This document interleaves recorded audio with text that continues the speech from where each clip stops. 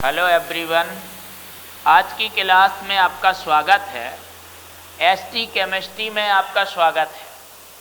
आज हम आपके लिए बहुत ही महत्वपूर्ण टॉपिक सॉल्यूशन यानी कि विलयन के अंतर्गत आने वाले इस आपकी परीक्षा में, इस बोर्ड एग्जाम में आने वाले जो क्वेश्चंस हैं या हमें इस टॉपिक में कितना पढ़ना चाहिए, इस पर हम विस्तार से चर्चा करने वाले हैं। इसलिए इस वीडियो को अंत तक अवश्य देखें। इस वीडियो को बिना स्किप किए हुए देखें, क्योंकि ये वीडियो पढ़ लेने से आपको विलयन चैप्टर का पूरा कंप्लीट रिवीजन टाइप का हो जाएगा। आपको विलयन से रिलेटेड क्वेश्चन आराम से बन जाएगा।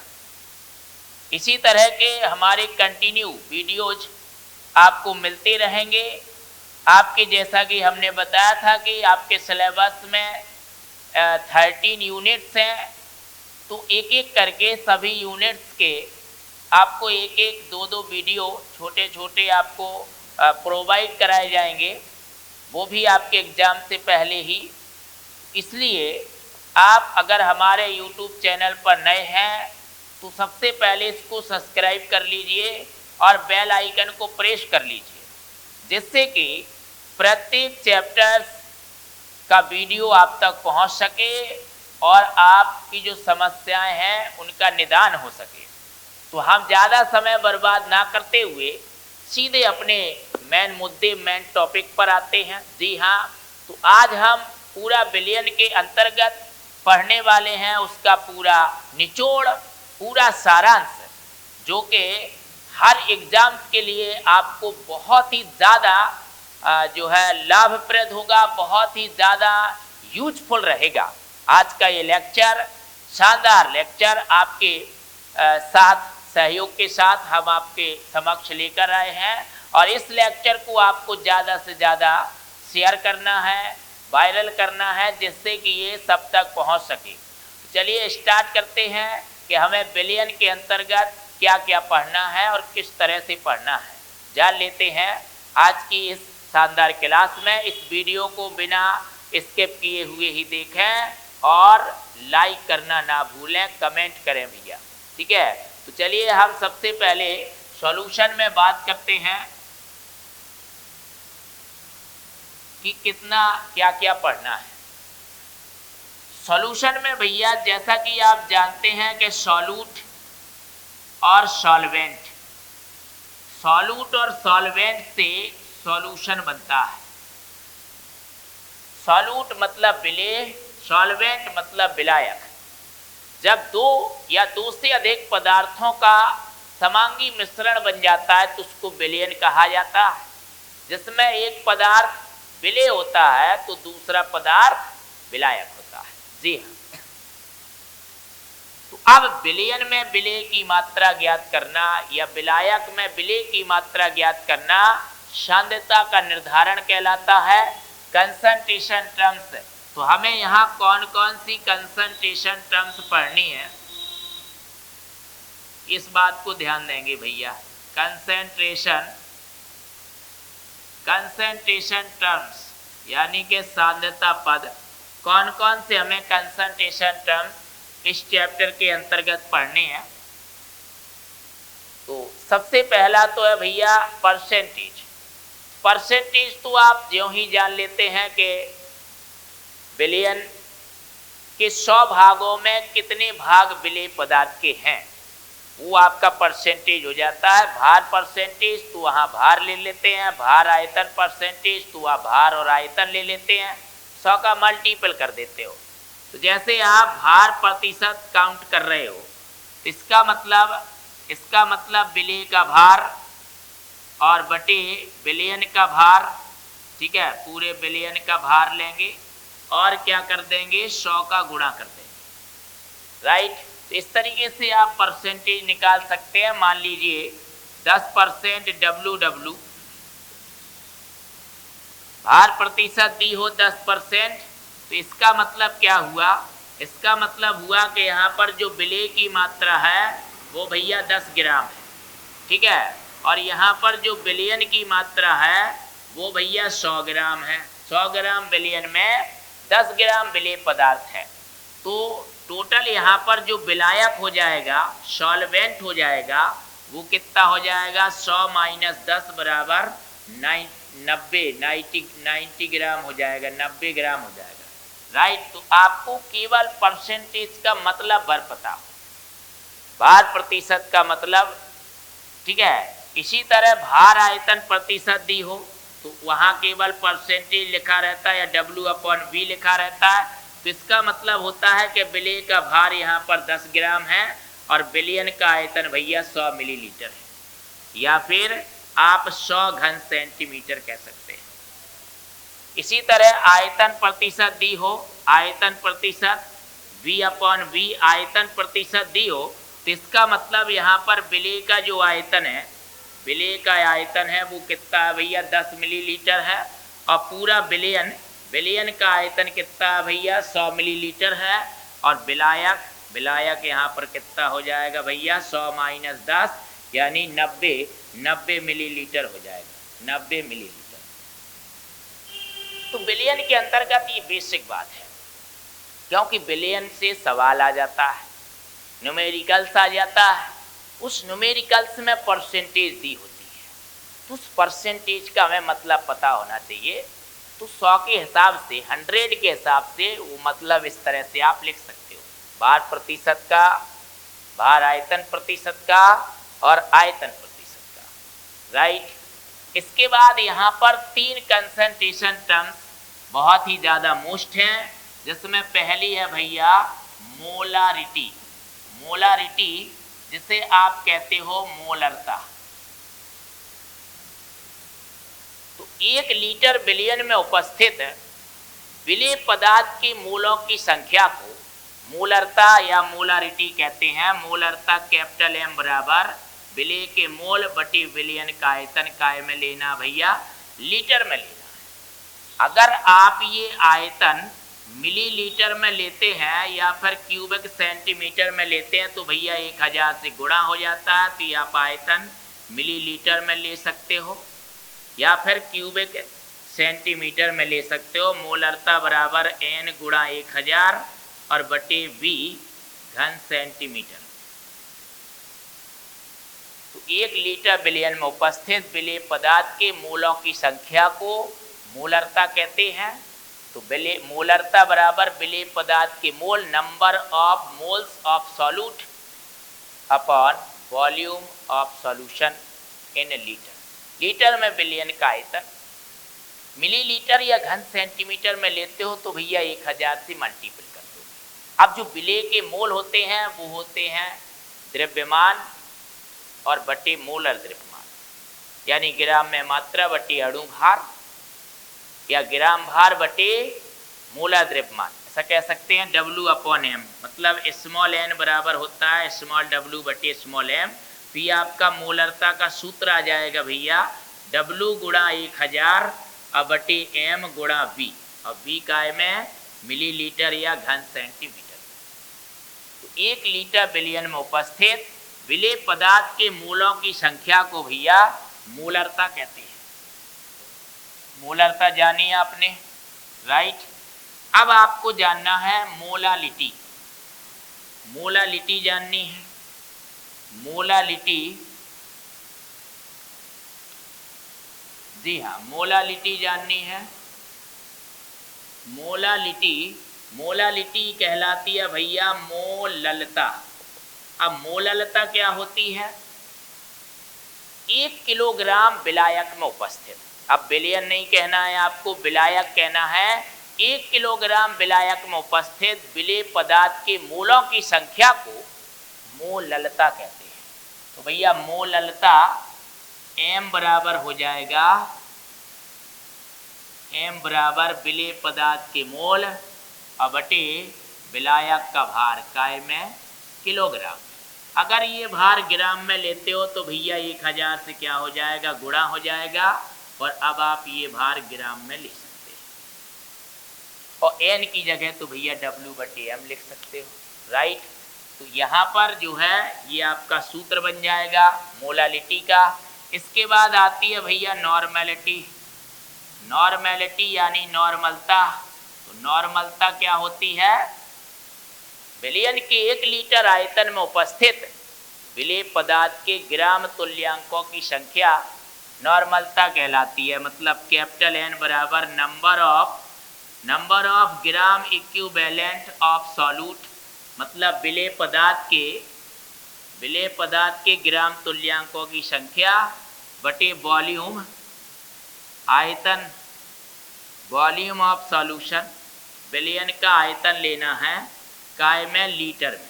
विलयन का आयतन लीटर में लेना है भैया। ग्राम तुल्यांकों की संख्या होती है ग्राम में मात्रा बटे तुल्यांकी भार गुणा विलयन का आयतन लेना है लीटर में। अगर ये आयतन मिलीलीटर में लेते हो ना तो 1000 से गुणा हो जाएगा, और ये आयतन अब आप ले सकते हैं मिलीलीटर या फिर घन सेंटीमीटर में। राइट, देखिए हम आपको बता दें जानकारी के लिए कि 1 लीटर में 1000 मिलीलीटर्स होते हैं, ये बात ध्यान रखेंगे। और 1 लीटर भैया 1 क्यूबिक डेसीमीटर के बराबर होता है। अब क्यूबिक डेसीमीटर का मतलब है 1 डेसीमीटर गुणा 1 डेसीमीटर गुणा 1 डेसीमीटर, और 1 डेसीमीटर में होते हैं भैया 10 सेंटीमीटर। 10 सेंटीमीटर गुणा 10 सेंटीमीटर, ठीक है, 10 सेंटीमीटर होते हैं 1 डेसीमीटर में। तो ये आपका फाइनली बना 1000 क्यूबिक सेंटीमीटर से। तो आपको पता लगा कि 1 लीटर में 1000 घन सेंटीमीटर होते हैं और 1000 भैया मिलीलीटर होते हैं। राइट, तो आप कह सकते हो कि मिलीलीटर 1 मिलीलीटर 1 घन सेंटीमीटर के तुल्य होता है। तो आप मिलीलीटर की जगह घन सेंटीमीटर लिख सकते हो। राइट, इतनी बात समझ में आई। अब ये यहाँ पर जो ई आया है कैपिटल ई, ये है इक्विवेलेंट वेट। इक्विवेलेंट वेट यानी तुल्यांकी भार। तुल्यांकी भार है ये, इक्विवेलेंट वेट है, जिसका मतलब होता है भैया अणु भार बटे एन फैक्टर या फिर बैलेंसी फैक्टर। अणु भार बटे एन फैक्टर या बैलेंसी फैक्टर कहते हैं, उसी को एन फैक्टर कहते हैं, उसी को बैलेंसी फैक्टर कहते हैं। राइट, या संयोजकता। तो अम्लों में एन फैक्टर कैसे निकालते हो? H पॉजिटिव आयनों की संख्या। क्षारों में एन फैक्टर कैसे निकालते हो? OH नेगेटिव आयनों की संख्या। और लवणों में एन फैक्टर कैसे निकालते हो? या तो टोटल धन आवेशों की संख्या या टोटल ऋण आवेशों की संख्या। जो मतलब आयन हो ना, उनके सभी आवेश या तो पूरे प्लस के जोड़ लेते हैं या माइनस के जोड़ लेते हैं। वैसे भी इक्वल होते हैं ना, जितने प्लस के आवेश होंगे उतने ही माइनस के होते हैं। ठीक है, इतनी बात ध्यान रखेंगे। तो ये नॉर्मलता का सूत्र हो गया है ना। 1 लीटर विलयन में उपस्थित विलेय पदार्थ के ग्राम तुल्यांकों की संख्या को भैया नॉर्मलता कहते हैं। ठीक है, तो 3 कंसंट्रेशन टर्म्स आपकी बहुत ज़्यादा मोस्ट हैं इस साल, आपको इनको ध्यान रखना है। इनके सवाल भी आ सकते हैं, तो डायरेक्ट आप जो है सूत्र का प्रयोग करके इनको सॉल्व कर सकते हो। राइट, तो आपने मोलारिटी जानी, मोलारता बराबर जाना ग्राम में मात्रा बटे अणु भार गुणा विलयन का आयतन लीटर में, और 1000 से गुणा कर दीजिए तो मिलीलीटर में। आपने नॉर्मलता जानी कैपिटल N बराबर ग्राम में मात्रा गुणा 1000 बटे तुल्यांकी भार गुणा विलयन का आयतन मिलीलीटर में। लीटर में होता लेकिन 1000 से गुणा कर दिया। दोनों का डिवाइड कर दीजिए, दोनों में रिलेशन आ जाएगा भैया। ठीक है, मोलरता बटे नॉर्मलता बराबर, बाकी कैंसल आउट हो जाएगा कैपिटल E बटा स्मॉल m। मोलरता बटे नॉर्मलता बराबर तुल्यांकी भार बटे अणु भार, ऐसा हो गया भैया। मोलरता बटे नॉर्मलता बराबर तुल्यांकी भार की जगह लिख सकते हैं अणु भार बटे एन फैक्टर, और अणु भार से अणु भार कैंसल हो जाएगा। ठीक है, तो गुणा करा दीजिए भैया, पक्षांतर करा दीजिए, तो भैया कैपिटल N बराबर आ जाएगा m गुणा n। n मतलब एन फैक्टर। तो क्या समझे आप समझे कि नॉर्मलता बराबर होता है मोलरता गुणा n फैक्टर। तो अगर आप मोलरता में n फैक्टर से गुणा कर देते हो तो वो नॉर्मलता में बदल जाती है, और अगर नॉर्मलता में आप n फैक्टर से भाग दे देंगे तो वो मोलरता में बदल जाएगी। ठीक है, तो मोलरता का सूत्र है, एक नॉर्मलता का सूत्र है, और मोलरता का सूत्र तो भैया हमने अलग ही बताया है, ग्राम में मात्रा बटी अणु भार गुणा विलायक का भार। अगर ग्राम में लेते हो तो 1000 से गुणा कर देते हैं, नहीं तो किलोग्राम में। ठीक है, तो ये आपको मोलरता का सूत्र बताया है। ठीक है, 3 कंसंट्रेशन बताई। तो मोलारिटी यानी मोलरता का जो मात्रक होता है भैया वो होता है मोल प्रति लीटर। नॉर्मेलिटी, नॉर्मेलिटी मतलब नॉर्मलता का जो मात्रक होता है, नॉर्मलता का जो मात्रक होता है वो होता है भैया ग्राम तुल्यांक, ग्राम तुल्यांक प्रति लीटर। ठीक है, और मोलालिटी, मोलालिटी मतलब मोललता का जो मात्रक होता है वो होता है मोल प्रति किलोग्राम, मोल प्रति किलोग्राम। अब यहाँ एक चीज और देखनी है, मोलरता के सूत्र में आयतन है, नॉर्मलता के सूत्र में भी भैया आयतन है, और ताप बढ़ाने से ना आयतन बढ़ता है प्रत्येक पदार्थ का। अगर प्रत्येक पदार्थ का आप टेम्परेचर इंक्रीज करोगे तो उसका वॉल्यूम भी क्या होगा भैया, वॉल्यूम इंक्रीज होगा, जिससे आपकी जो मोलरता है वो डिक्रीज हो जाएगी, नॉर्मलता है वो क्या हो जाएगी, डिक्रीज हो जाएगी। मतलब मोलरता घट जाएगी, नॉर्मलता भी घट जाएगी। तो ऐसी सांद्रताएं जिनके सूत्र में आयतन होता है, निजी पहचान, आप बस पहचान पर ध्यान दीजिए, एमसीक्यू आता है, चूंकि मात्रक आपने समझे, परिभाषा समझी, सूत्र समझा, डिटेल लेक्चर भी इसका डला है हमारे इसी यूट्यूब चैनल पर।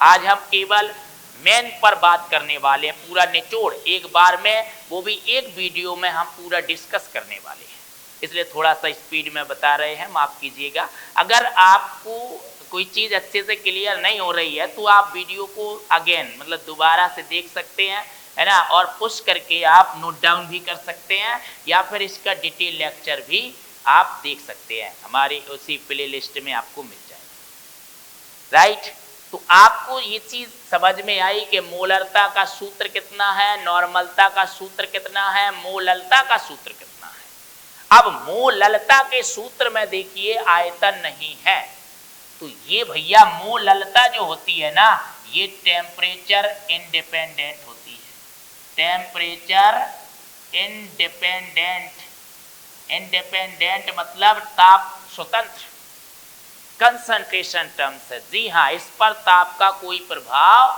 नहीं पड़ता है। तो ऐसी सांद्रता जिसके सूत्र में आयतन हो, जिसको हमने आयतन के रूप में परिभाषित किया हो, ऐसी सांद्रता पर ही ताप का प्रभाव पड़ता है। एमसीक्यू पूछ दिया जाता है कि कौन सी सांद्रता ताप पर निर्भर नहीं करती है या ताप से प्रभावित नहीं होती, या कौन सी सांद्रता ताप से प्रभावित होती है। तो इस बात का आपको विशेष रूप से क्या करना है, ध्यान रखना है। इसके अलावा देखिए जैसे मोल प्रति लीटर है वैसे ग्राम प्रति लीटर, 1 लीटर विलयन में पदार्थ की ग्राम में मात्रा ग्राम प्रति लीटर सांद्रता हो जाती है। तो मोल प्रति लीटर सांद्रता को मोलरता कहते हैं, ग्राम प्रति लीटर सांद्रता को विलयन की स्ट्रेंथ यानी शक्ति कहते हैं। ठीक है, तो मोलरता, नॉर्मलता, ग्राम प्रति लीटर सांद्रता, मोललता, ठीक है, ये चीज जानी आपने। इसके बाद अभी अभी हमने आपको बताया था भैया कि सॉल्यूट और प्लस सॉल्वेंट से, सॉल्यूट मतलब विलेय और विलायक से विलयन की रचना होती है, सॉल्यूशन की रचना होती है। जी हाँ, विलेय और विलायक से विलयन बनता है। विलेय के मोल स्मॉल n मान लीजिए, विलायक के मोल, ये विलेय के आप स्मॉल n मोल मान लीजिए और विलायक के भैया कैपिटल N मोल मान लीजिए। तो विलयन में टोटल कितने मोल हो गए, n प्लस कैपिटल N मोल हो गए। Right, n plus capital N मोल हो गए।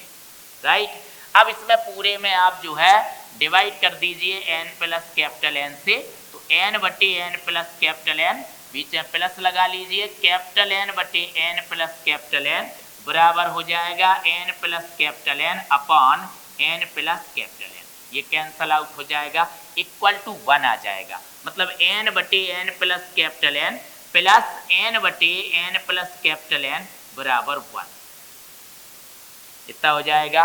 तो विलेय के मोल बटे कुल मोल, ये भैया मूल अंश बन गया विलेय पदार्थ का। विलायक के मोल बटे कुल मोल, ये मूल अंश बन गया भैया विलायक का, इक्वल टू 1। तो यहां से आपने जाना कि विलयन में जितने घटक होते हैं, विलयन में 2 घटक हैं, विलेय और विलायक, तो दोनों घटकों के मूल अंशों का योगफल सदैव 1 होता है, 1 होता है। विलयन में जितने भी घटक होते हैं सबके मूल अंशों का योगफल 1 होता है सदैव, ध्यान रखिएगा, ठीक है। इसके साथ साथ यहाँ से आपको सूत्र भी आ गया कि किसी घटक का जो मूल अंश होता है ना, जैसे सॉल्यूट का मूल अंश है, किसी घटक का मूल अंश उस घटक के मूलों की संख्या और विलयन में उपस्थित सभी घटकों के कुल मूलों की संख्या के अनुपात के बराबर होता है। तो इस सूत्र से आप मूल अंश से रिलेटेड सवाल भी लगा पाएंगे। यहाँ पर भी मात्राएं हैं, मूल अंश मोल बटे मोल है, इसका कोई मात्रक नहीं होता है, ये भी आपका ताप पर निर्भर नहीं करता है। यहाँ भी आयतन नहीं है ना, तो ये चीज भी, ये भी कंसंट्रेशन टर्म्स के अंतर्गत ही आती है और ये चीज भी आपकी ताप पर निर्भर नहीं करती है। तो मूललता ताप पर निर्भर नहीं करती है, ध्यान रखिएगा।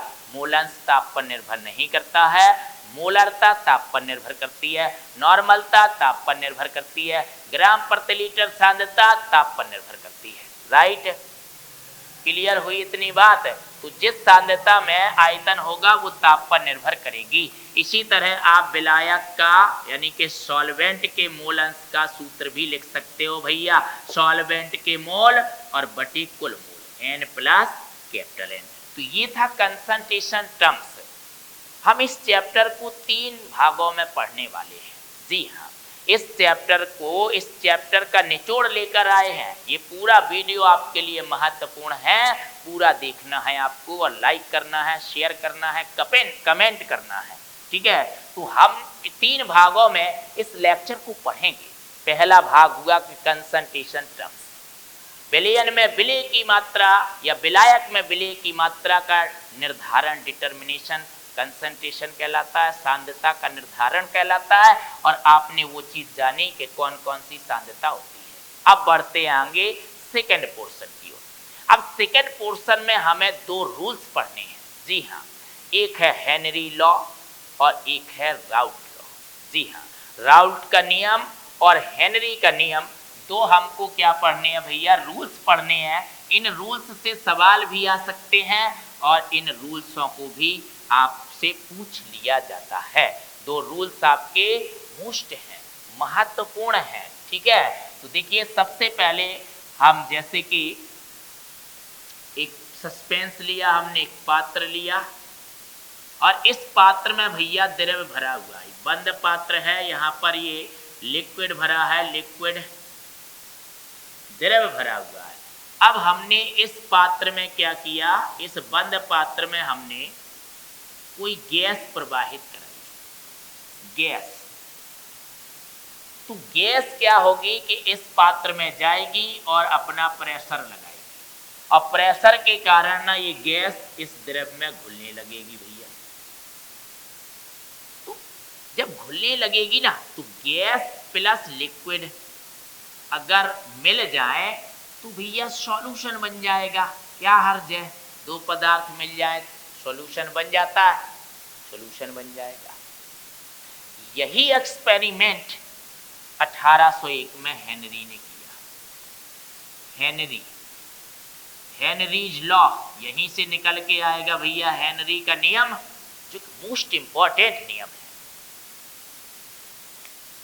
तो बंद पात्र में द्रव है, उसमें आपने गैस भेजी, गैस का प्रेशर लगेगा, गैस प्रेशर के कारण द्रव में घुलने लगेगी और पदार्थ का घुलना, सॉल्युबल होना, सॉल्युबिलिटी यानी विलेयता कहलाता है।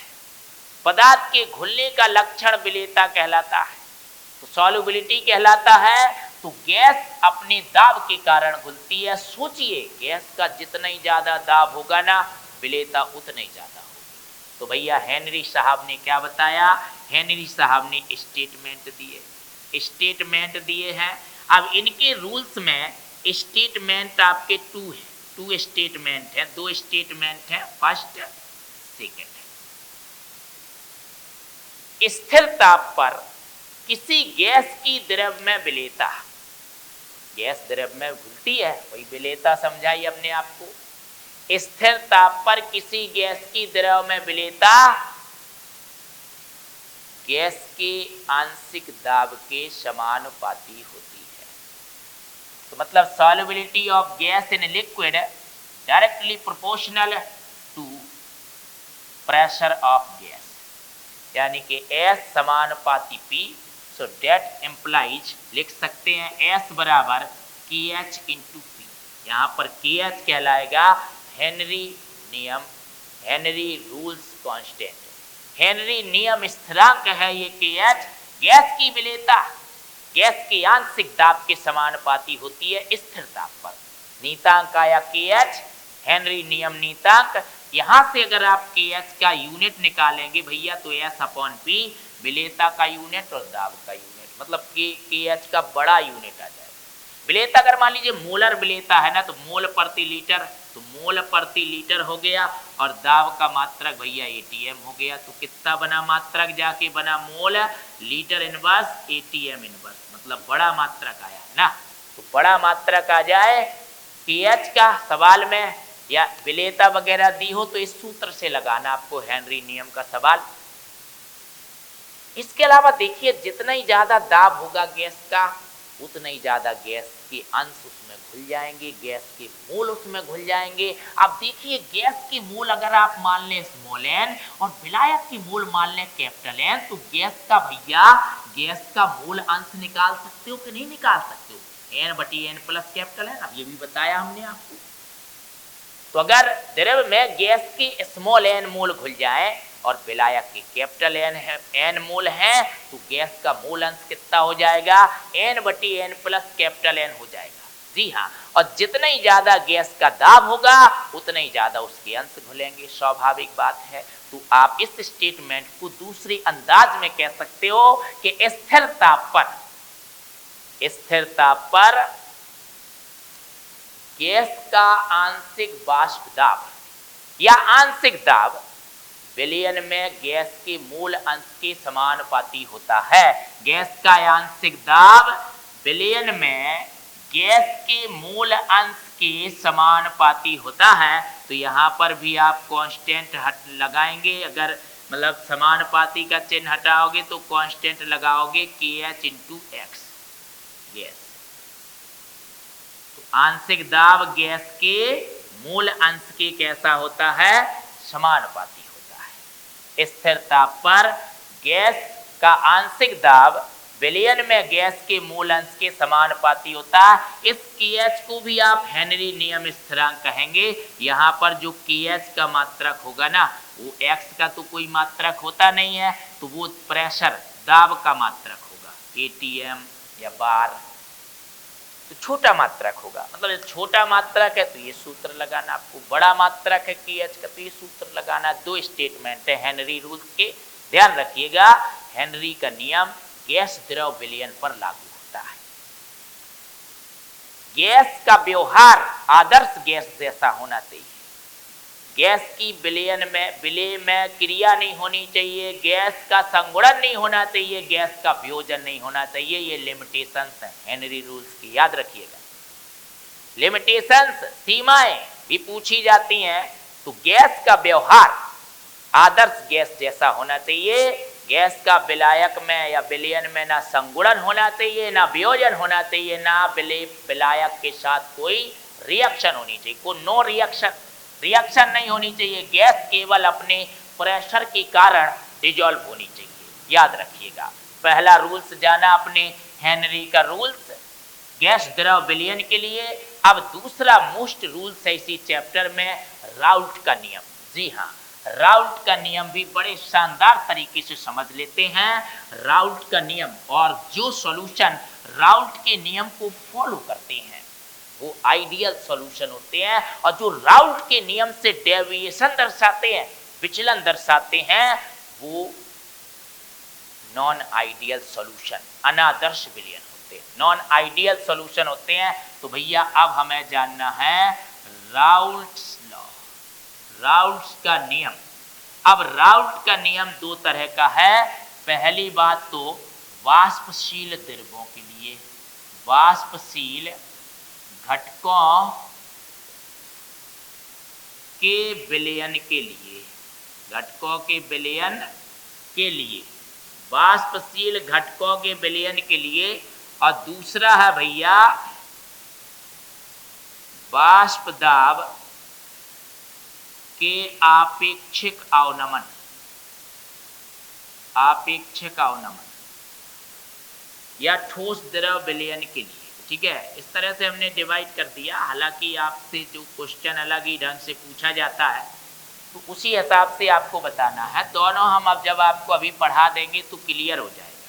तो देखिए, जैसे मान लीजिए ये आपके पास एक द्रव ए है, ये कोई लिक्विड है ए भैया, और इसी तरह एक और लिक्विड है दूसरे पात्र में, ये लिक्विड है बी।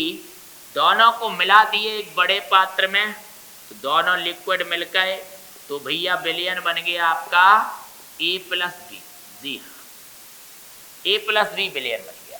अब ये लिक्विड द्रव है तो इसकी वाष्प बनेगी कि नहीं बनेगी? इसकी भी वाष्प बना सकते हो, इनकी भी वाष्प बना सकते हो। तो जब द्रव की वाष्प बनाई जाती है तो द्रव और वाष्प की साम्यावस्था पर वाष्प के दाब को द्रव का वाष्प दाब कहते हैं, और एक शुद्ध द्रव का वाष्प दाब निश्चित होता है।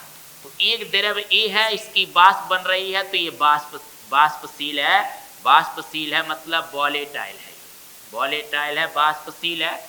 जो बी है ये भी आपका कैसा है? वॉलेटाइल है, मतलब वाष्पशील है। अब विलयन भी कैसा होगा? वॉलेटाइल होगा, वाष्पशील होगा। ठीक है, ये भी वाष्पशील होगा।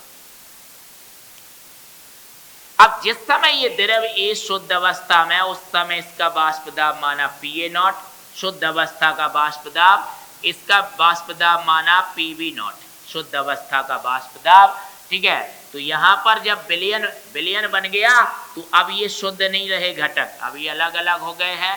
तो ये आपका एक का वाष्प दाब माना PA और एक का वाष्प दाब माना PB।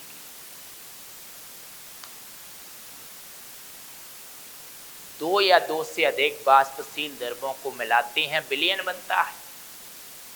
तो वाष्पशील द्रव्यों के विलयन में स्थिर ताप पर किसी घटक का वाष्प दाब विलयन में उस घटक के मूल अंश के समानुपाती होता है।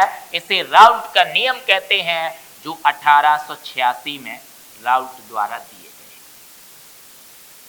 1886-87 मानते हो, राउल्ट द्वारा दिए गए ये जो नियम है कि भैया जब हमने दो घटकों को मिलाया तो उनका वाष्प दाब आया भैया, एक का आया PA और एक का आया PB।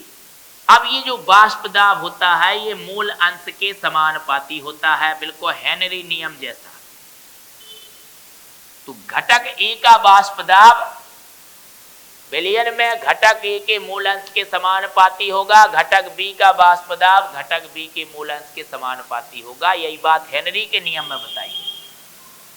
लेकिन यहाँ कांस्टेंट जो आएगा वो शुद्ध अवस्था का वाष्प दाब आएगा, क्योंकि वो नियत होता है, कांस्टेंट होता है। तो यहाँ पर जो कांस्टेंट आएगा वो आएगा PA बराबर भैया PA0 इंटू XA, यहाँ पर आएगा आपका PB बराबर PB0 इंटू XB। अब आप इस नियम को एक बार और एक्सप्लेन कर सकते हैं कि वाष्पशील द्रव A को मिलाया, वाष्पशील द्रव B को मिलाया, विलयन बना A और B। विलयन में इनके मूलांश XA और XB हैं, विलयन में इनके वाष्प दाब PA और PB है घटकों के, और शुद्ध अवस्था के वाष्प दाब PA0 और PB0 है। तो भैया वाष्पशील द्रवों के विलयन में किसी घटक का वाष्प दाब विलयन में उस घटक के मूल अंश के समानुपाती होता है। वाष्पशील द्रवों के विलयन में निश्चित ताप पर किसी घटक का वाष्प दाब विलयन में उस घटक के मूल अंश के समानुपाती होता है। समानुपाती का चिन्ह हटाया, शुद्ध अवस्था के वाष्प दाब कांस्टेंट के रूप में आ गए। तो इसी नियम को कह सकते हो स्थिर ताप पर वाष्पशील द्रव्यों के विलयन में किसी घटक का वाष्प दाब उस घटक के शुद्ध अवस्था के वाष्प दाब और विलयन में उस घटक के मूल अंश के गुणनफल के बराबर होता है। अब भैया विलयन का अगर कुल दाब आप P मान लेना तो दोनों जुड़ जाएंगे, PA प्लस PB दोनों जुड़ जाएंगे कि नहीं। तो ये P बराबर PA की जगह लिख सकते हो PA नॉट इंटू एक्स से, अब PB की जगह लिख सकते हो PB नॉट इंटू XB। ये आपका फॉर्मूला बन जाएगा जो राउल्ट के द्रव द्रव मिश्रण या वाष्पशील द्रवों के घटकों के विलयनों के सवालों को हल करेगा। जी हाँ, आप जानते हैं कि XA प्लस XB बराबर 1 होगा, है ना, और XA बराबर 1 माइनस XB। इस तरह से आप मूलांश भी निकाल लिया करेंगे और मूलांश निकाल के इसमें रख दिया करेंगे तो ये आपका जो है वाष्प दाब आ जाएगा, कुल वाष्प दाब आ जाएगा। इसके बाद वेपर फेज, वेपर फेज जब इसकी वाष्प बन जाती है भैया तो वो वेपर फेज हो जाती है वाष्प प्रावस्था। तो वेपर फेज में आपको कितना संशोधन करना है, जैसे दो घटक हैं A और B, तो इनका मूलांश मान लेना है YA और इसका मान लेना है YB। तो भैया YA का जो सूत्र लिखना है ना वो आपको लिखना है XA इंटू P टोटल वाला P।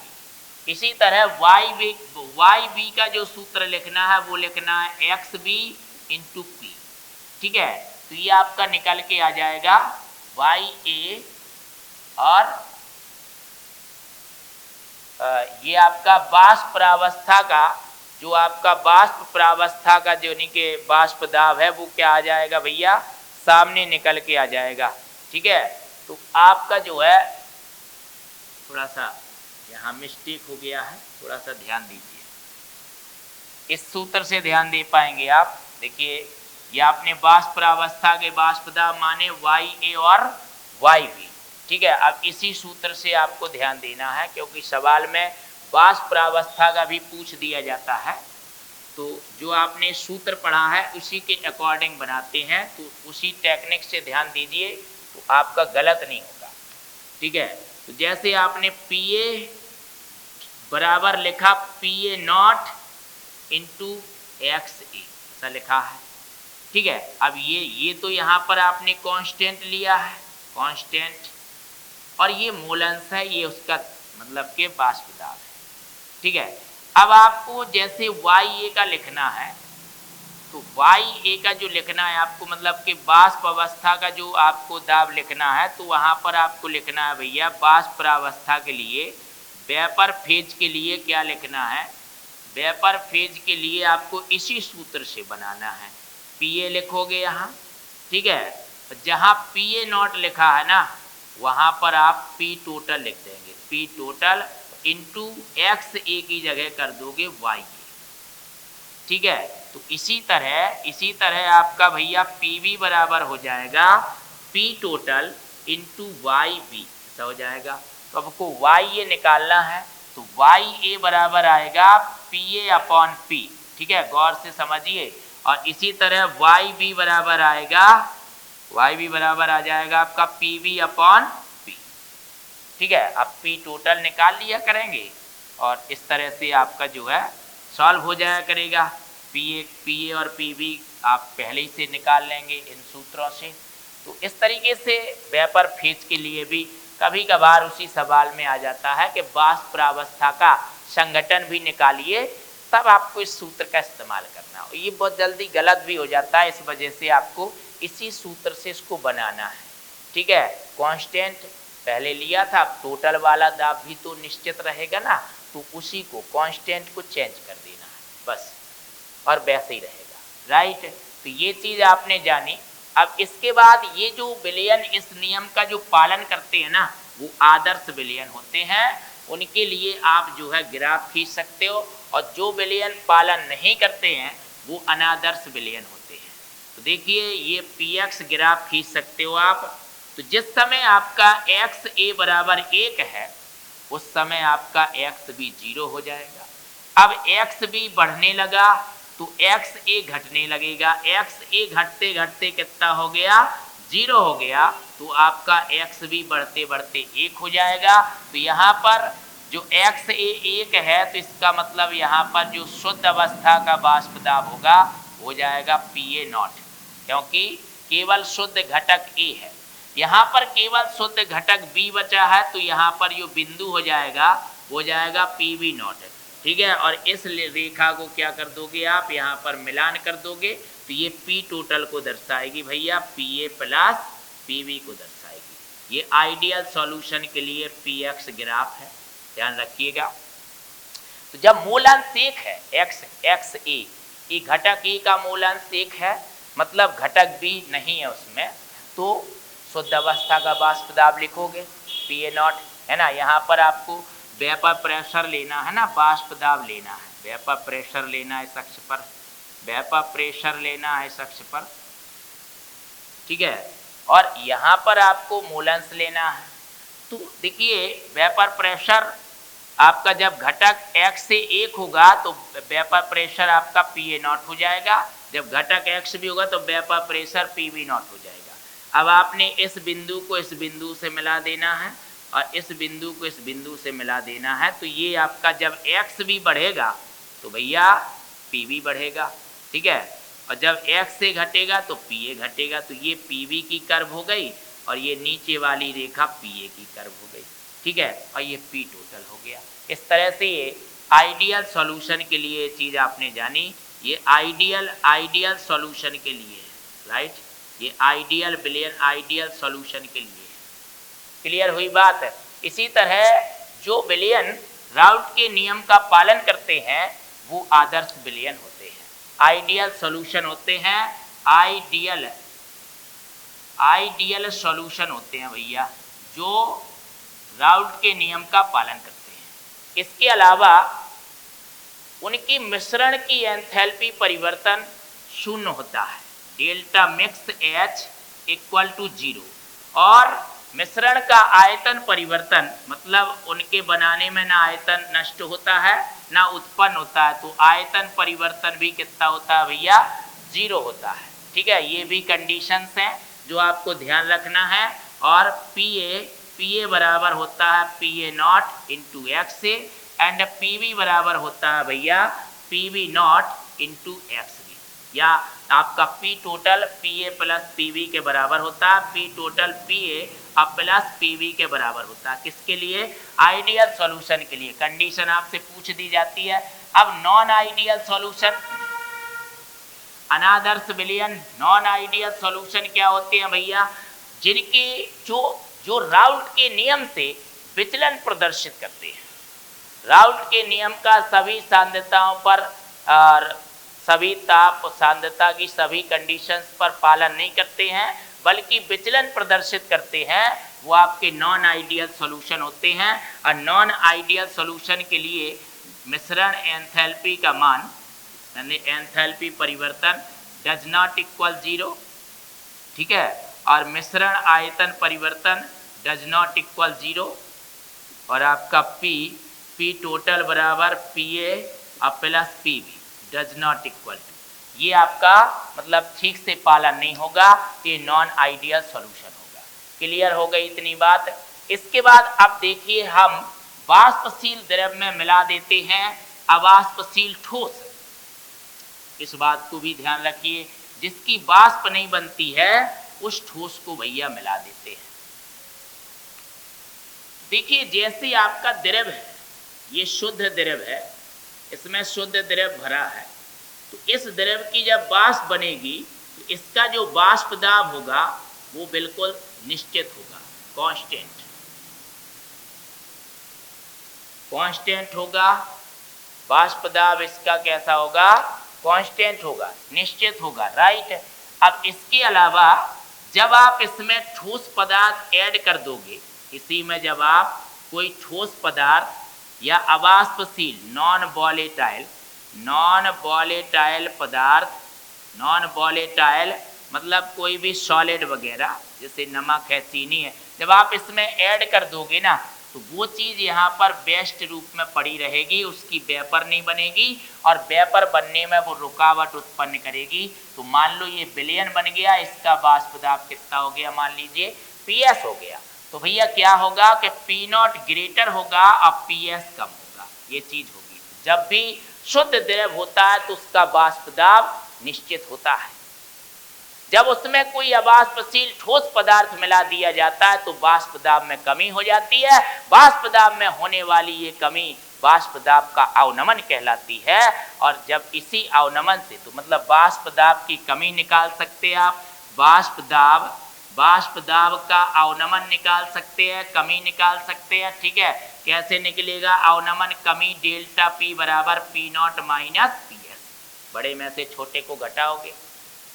ठीक है, तो जब आप कमी निकाल सकते हैं तो भैया आपेक्षिक कमी भी निकाल सकते हो, आपेक्षिक अवनमन निकाल सकते हो। तो भैया आपेक्षिक अवनमन कितना हो जाएगा, डेल्टा P अपॉन P0, प्रारंभिक का भाग दे देंगे तो P0 minus PS upon P0, ये आपका आपेक्षिक अवनमन बन जाएगा।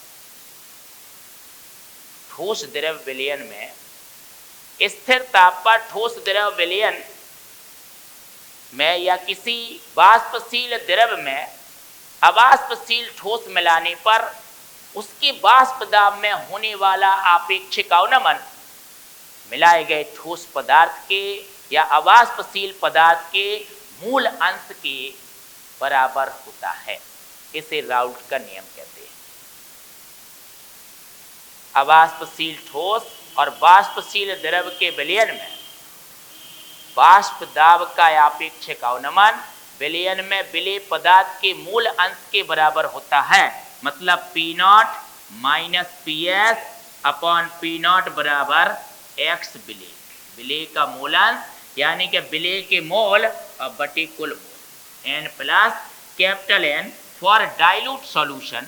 डाइल्यूट सॉल्यूशन में आप N प्लस कैपिटल N को कैपिटल N मान सकते हैं, स्मॉल n को आप क्या करते हो भैया, नेग्लेजिबल मान के छोड़ देते हो। तो फाइनली जो सूत्र बन जाता वो बन जाता P0 minus PS upon P0 बराबर N बटे कैपिटल N, ये सूत्र बन जाता है। राउल्ट के नियम हो गए, हेनरी के नियम हो गए। अब इसी टॉपिक के बहुत ही मोस्ट पड़ाव में हम लास्ट चरण में जा रहे हैं, जो कि है कॉलीगेटिव प्रॉपर्टीज। जी हाँ, कॉलीगेटिव प्रॉपर्टीज। जी हाँ, अब हम जानने वाले हैं कॉलीगेटिव प्रॉपर्टीज के बारे में। कॉलीगेटिव प्रॉपर्टीज यानी अणु संघ गुणधर्म। ये पूछ दिया जाता है भैया कि कौन कौन से अणु संघ गुणधर्म हैं। विलयन के ऐसे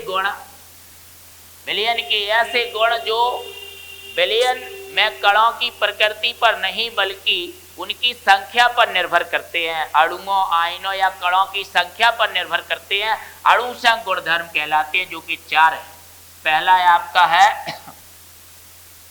वाष्प दाब का अवनमन, वाष्प दाब का अवनमन या आपेक्षिक अवनमन। ठीक है, आपेक्षिक अवनमन या अवनमन दोनों चीजें। अगर कहा जाए कि सिद्ध करो ये अणु संघ गुणधर्म है, तो आपको उसको मोलों की संख्या, विलेय के मोलों की संख्या के समानुपाती सिद्ध कर देना होता है। ठीक है, तो वाष्प दाब का आपेक्षिक अवनमन P0 minus PS upon P0 बराबर आपने जाना X विलेय, और X विलेय का मतलब विलेय के मोल और बटे कुल मोल की जगह आप लिख सकते कैपिटल N, स्मॉल n को नगण्य मान के छोड़ देते थे। ठीक है, ये भी अभी जाना था राउल्ट के नियम में। ठीक है, दूसरा है आपका हिमांक का अवनमन। हिमांक क्या होता, फ्रीजिंग पॉइंट। ठीक है, फ्रीजिंग पॉइंट द्रव का ठोस में बदलने का ताप हिमांक होता है। हिमांक का अवनमन, हिमांक में कमी मतलब डिप्रेशन ऑफ फ्रीजिंग पॉइंट या लोअरिंग ऑफ फ्रीजिंग पॉइंट, हिमांक का अवनमन। तो हिमांक का जो अवनमन होता है डेल्टा TF, वो मोलालिटी के समानुपाती होता है भैया। मोलालिटी के क्या होता है, समानुपाती होता है। मोलालिटी के समानुपाती कर लेना है, और समानुपाती का चिन्ह हटाओगे भैया, डेल्टा TF बराबर आ जाएगा KF इंटू मोलालिटी। क्या आ जाएगा, KF इंटू मोललता आ जाएगा। ठीक है, मोललता का सूत्र खोल दीजिए, डेल्टा TF बराबर हो जाएगा KF इंटू मोललता ग्राम में मात्रा बटे अणु भार गुणा विलायक का भार ग्राम में, तो 1000 से मल्टीप्लाई। ठीक है, इस सूत्र से आप हिमांक अवनमन के सवाल लगा सकते हैं। ठीक है, KF यहाँ पर क्या है, मोलल अवनमन स्थिरांक है। KF क्या होता है भैया, मोलल डिप्रेशन कांस्टेंट।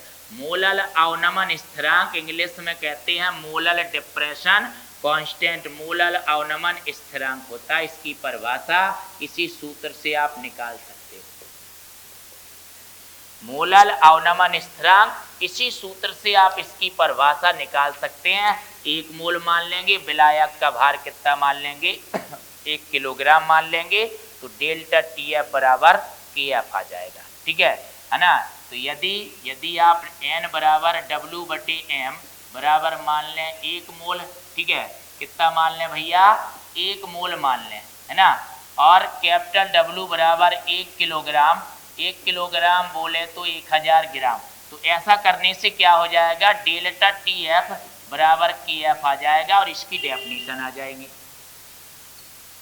क्या डेफिनेशन आ जाएगी कि 1 किलोग्राम स्थिर ताप पर 1 किलोग्राम विलायक में अवाष्पशील विलेय पदार्थ का 1 मोल घोलने पर उसके हिमांक में होने वाली कमी, होने वाला अवनमन उस विलायक का मोलल अवनमन स्थिरांक कहलाता है। मोलल अवनमन स्थिरांक किसका होता है, विलायक का होता है। जी हाँ।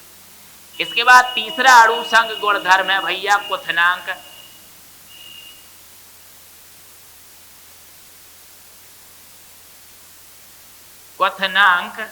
क्वथनांक का उन्नयन, क्वथनांक यानी elevation of boiling point, elevation of boiling point, उबलने का ताप क्या होता है भैया, क्वथनांक होता है। तो हिमांक में कमी होती है तो क्वथनांक में वृद्धि होती है, क्वथनांक में क्या होती है, वृद्धि होती है। ऐसा कब होता है, सीधी सी बात, एक बार में सारी बात जान लीजिए। अगर शुद्ध द्रव है, वाष्पशील शुद्ध द्रव है, तो उसका वाष्प दाब निश्चित होता है। जब हम उसमें कोई अवाष्पशील ठोस मिला देते हैं, जैसे नमक है, चीनी है, ग्लूकोज है, जब अवाष्पशील ठोस मिला देते हैं तो उसके वाष्प दाब में कमी हो जाती है, और वाष्प दाब में कमी होने से हिमांक में कमी हो जाती है, क्वथनांक में वृद्धि हो जाती है। जी हाँ, तो क्वथनांक में भैया वृद्धि हो जाती है। क्वथनांक में होने वाली ये वृद्धि मोललता के ये भी भैया समानुपाती होती है, डेल्टा TB समानुपाती मोलालिटी। ठीक है, मोललता मोललता के कैसे हो जाती है, समानुपाती हो जाती है। तो डेल्टा TB बराबर कांस्टेंट आ जाएगा KB इंटू मोलालिटी, मोलालिटी मतलब मोललता। ठीक है, अब यहाँ पर KB को क्या कहते हैं आप, KB को आप कहते हैं मोलल उन्नयन स्थिरांक। क्या कहते हो भैया, मोलल उन्नयन स्थिरांक कहते हो, मोलल एलिवेशन कांस्टेंट कहते हो। तो जैसा आपने हिमांक के लिए सूत्र निकाला वैसे ही इसके लिए आ जाएगा। डेल्टा TF की जगह डेल्टा TB हो जाएगा, KF की जगह KB हो जाएगा, इंटू W गुणा 1000। ठीक है, बिल्कुल मिला लीजिए, लिख लीजिएगा, और बटे M इंटू कैपिटल W। ठीक है, क्लियर हो गई बात। इसके बाद चौथा अणु संघ गुणधर्म है, वो है भैया परासरण दाब। परासरण दाब ऑस्मोटिक प्रेशर, ऑस्मोटिक प्रेशर यानी परासरण दाब। अब परासरण दाब क्या होता है, परासरण की घटना को रोकने के लिए विलयन पर लगाया गया आवश्यक अतिरिक्त दाब परासरण दाब कहलाता है, जो बायल वानठाप और चार्ल्स वानठाप के नियमों को मिक्स करके बनाई गई वानठाप समीकरण पर जो है आधारित है। उसी वानठाप समीकरण से जिसका डिटर्मिनेशन होता है, कैलकुलेशन होता है भैया, जिसका सवाल उसी समीकरण से लग जाता है। तो जो परासरण दाब होता है ऑस्मोटिक प्रेशर, वो परासरण को रोकने के लिए लगाया गया विलयन पर आवश्यक अतिरिक्त दाब होता है, जिसे वान हाफ इक्वेशन पीवी बराबर एनआरटी से जो है फाइंड आउट करते हैं आप।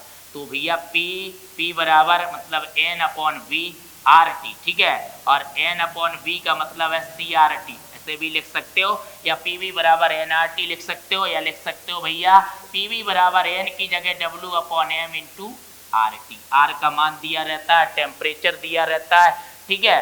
तो अब इसमें जो न्यूमेरिकल्स आते हैं उसको हम नेक्स्ट वीडियो में डिस्कस करेंगे भैया।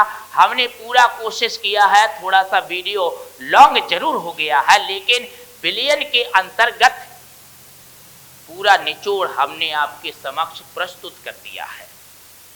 और अगर इसमें से कोई भी चीज आपको समझ में नहीं आई है तो हमारी अलग से इसमें से अगर आपको कोई भी चीज समझ में नहीं आई है तो हमारी अलग से जो कंटेंट YouTube पर पड़े हुए हैं, आपका इंतजार कर रहे हैं, एक क्लिक करिए और चलना प्रारंभ है ना। एक अलग ही आनंद आपको मिलेगा। इस तरह से आप हमारे नियमित कंटेंटों को पढ़ें, परीक्षा में निश्चित ही आपको अव्वल बनाने में बहुत ही सहायक साबित होंगे। तो थोड़ा सा लॉन्ग हो गया है वीडियो, क्योंकि अभी देखिए प्रारंभ है। हम अगले वीडियो से और कोशिश करेंगे कि टॉपिक को हम छोटे से छोटे वीडियो में पूरा उसका निचोड़ प्रस्तुत कर सकें। तो हमने प्रयास किया भैया, इस टॉपिक में जो जो चीज़ें पढ़नी थी वो सारी चीज़ें आपको बता दी हैं। पूरे टॉपिक का एक टाइप से रिवीजन टाइप का करा दिया है। इस वीडियो को अगर आपको अच्छा लगा है तो लाइक करिए, शेयर करिए, और अगर YouTube चैनल पर हमारे नए हो तो उस चैनल को सब्सक्राइब करके बेल आइकन को प्रेस कर लीजिए और नियमित हमारी कंटेंट देखते रहिए। और आगे का जो वीडियो है वो भी अगले टॉपिक पर आने वाला है ना। प्रतिदिन आपको मिलेगा वीडियो, डेली आपको टाइम देना है और उन चीज़ों को अच्छे से पढ़ लेना है। बहुत बहुत धन्यवाद इस पूरे वीडियो को देखने के लिए। Thank you for watching. Have a nice day. Thank you.